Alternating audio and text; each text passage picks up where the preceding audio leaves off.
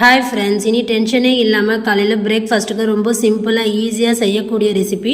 அதுக்கு மிக்சிங் பவுலில் 1 கப் அளவுக்கு பச்சரிசி சேர்த்துக்கோங்க. 2-3 தடவை நல்லா வாஷ் பண்ணிவிட்டு மூழ்கிற அளவுக்கு தண்ணி சேர்த்து 1 மணி நேரம் ஊற போட்டுக்கோங்க. ஊறி வந்ததும் தண்ணி வடிகட்டி மிக்சி ஜாரில் சேர்த்துட்டு அதே கப்பால் 1 கப் அளவுக்கு தயிர் சேர்த்து நல்லா வழுவழுன்னு அரைச்சி மிக்சிங் பவுலில் சேர்த்துக்கோங்க.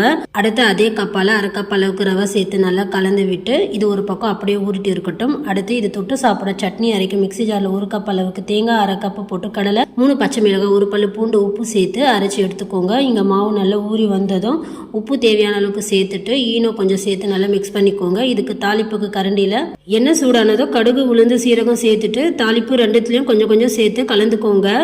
அடுத்ததாக மாவு இங்கே ரெடியாக இருக்குது. எண்ணெய் தடவின பிளேட்டில் மாவு ஃபில் பண்ணிவிட்டு இட்லி பாத்திரத்தில் 10லேருந்து 15 நிமிஷம் வேக விட்டு வேணுங்கிற ஷேப்பில் நம்ம கட் பண்ணி எடுத்தால் சூப்பரான காலையில் இன்ஸ்டன்டான பிரேக்ஃபாஸ்ட் ரெடி. இந்த வீடியோ பிடிச்சிருந்தா மறக்காமல் சப்ஸ்கிரைப் பண்ணிக்கோங்க. தேங்க்ஸ் ஃபார் வாட்சிங்.